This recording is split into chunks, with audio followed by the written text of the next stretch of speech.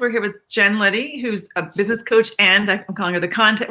I'm calling you the content whisperer. I love that. I'll take it. What did you say? Content creation specialist. Yeah, I think I said content creation, which I also just made up because I never called myself that before. And we're talking about why and how to use storytelling. And it's just been fun to watch you on this journey as well, Jen, as this has come into it. You talked about just sort of literally taking everything that's happening in your real life, and those become stories. I want to talk about, I hate to say how to, but how one does that. But I think I want to set the tone as well with, you got to be a little vulnerable, or at least I've seen you and you're the way you bring stories in. It's not perfect. It doesn't look, all polished up. It's typically a very vulnerable moment of like, has this ever happened to you? I'm having a great day. I'm having a bad day. I was at Target, that aisle that you go to, right? So was that a leap for you? I mean, was that something you had to deal with first before you could bring storytelling in, or is that just something that's been part of it? It's fairly natural for me to be vulnerable because as a teacher, when I was teaching high schoolers and college students, the way that I would get their trust is to show them that I was a real person. So I have always found that showing people my vulnerable side, people certainly judge me for it, but I normally find the payoff is big because if you can be vulnerable to people, they see you, like it levels the playing field. So my students never kind of felt like I was up here and they were down there. And that's what I wanted, right? And that's what I want with my audience, for them to not see me as like, I'm so far ahead of them, like I'm doing this work too.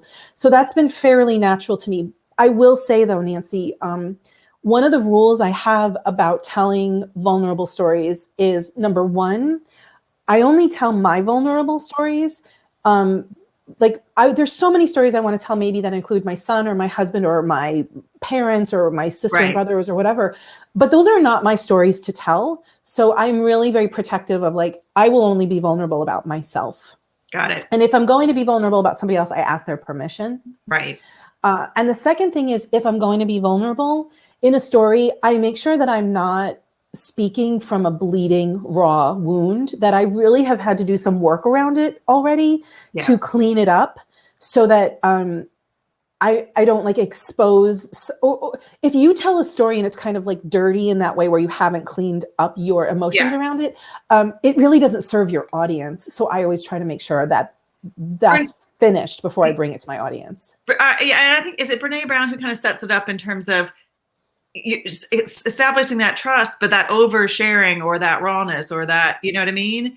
Yes. Also is a way to not build trust with your audience. So I appreciate you setting that framework around it, but it's still a big leap, I think, for some of us who are like, this is for public and this is for private, right? But I love how you've done it. So you've talked about a strategy kind of for bringing in vulnerability. Do you have a framework for bringing storytelling in, or ideas for people who this might be a foreign concept? 100%. And I want to frame it by saying you don't have to be super vulnerable if you want to work up to it. Storytelling does not mean you need to expose your raw white underbelly. It's just something that you work toward. But the first thing I would say is, start to notice all of the little things that happen around you every single day, because those are stories, and a story doesn't have to be epic. We have to take people on this huge hero's journey, but even something as I had this story. I had my son back in the before times when we would have people in our cars with us. I had my son and 3 of his friends in the car, and they were yammering and kind of arguing and fighting, just being stupid 10-year-old boys. And I found it really annoying. And I thought, this is annoying to me, and I've got 4 great kids in the back who are all getting along. But my mom had 4 annoying kids who fought all the time and were not great and were a gigantic pain in the butt. And it just that became a story for me of talking about creating a framework for yourself around are you noticing what irritates you? Are you noticing the things around you? It just became a launch pad. I mean, I was literally sitting at a stop sign with 4 10-year-old boys in my car, and it became a whole story. And I thought, how is this a lesson that I can teach my audience? And so sometimes it starts with, this thing happened, I noticed it.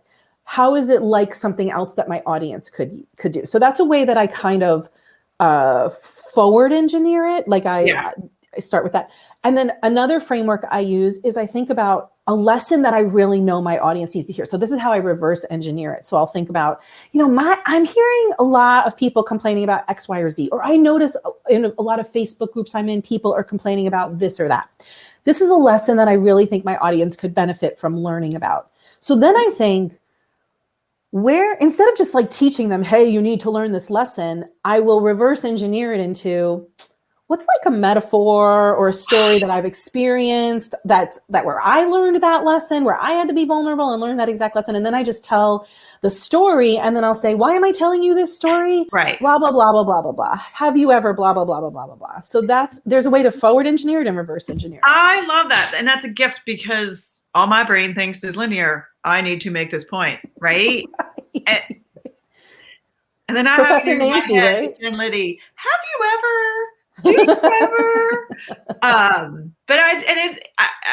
That's really helpful, because I think some of us think forward, some of us think backwards. And for me, like I said, I thought of you the other day. We were going through old recipes. Okay, first of all, who goes through old recipes? But I'm like, oh my God, I'm seeing a Jen Liddy opportunity here of how I can turn. I forget what it was. I think it was like editing your content or something. But anyway, I had that moment. Well, let's take that, because my next trick that I want to teach you about is get it down in your phone. So in the middle of driving home from Target, when the thing happened at Target and you're That's like, it. oh, my audience needs to know about this. This is either funny or like poignant or whatever.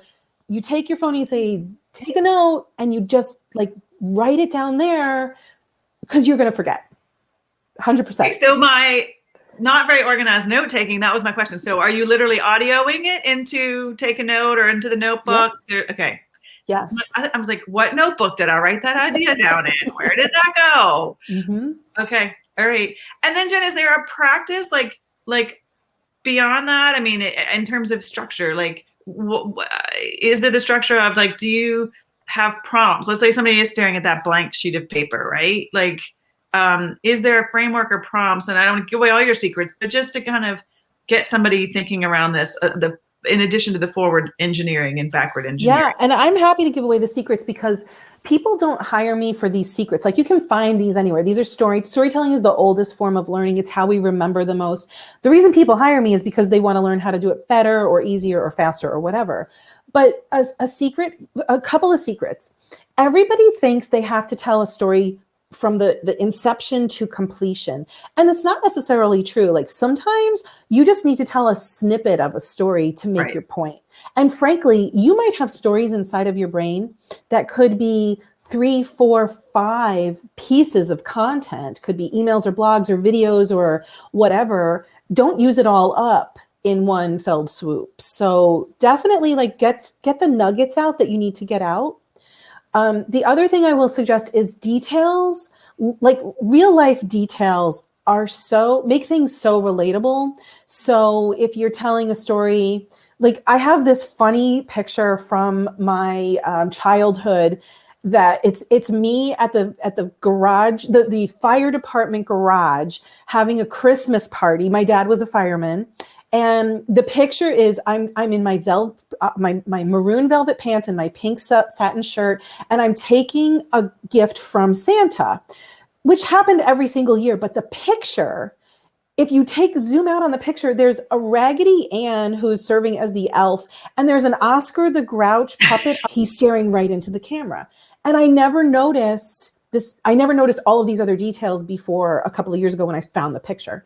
So those kinds of details are where the interesting thing of the story is, right? And you can probably, just from me describing the Raggedy Ann and the clown and Oscar the Grouch and my satin pants or my satin shirt, those are the details that make a story much more relatable. So if you can like pull out, if you're talking about, in fact, just yesterday I was talking to somebody who helps people recover more quickly from surgery. And I was like, imagine if you could help people, like, that moment that you wake up after being sick and you look to your side dresser or the night table, and there's like 7 bottles there that you're supposed to take medicine from. It's like that kind of really like Polaroid moment that helps your story come more to life.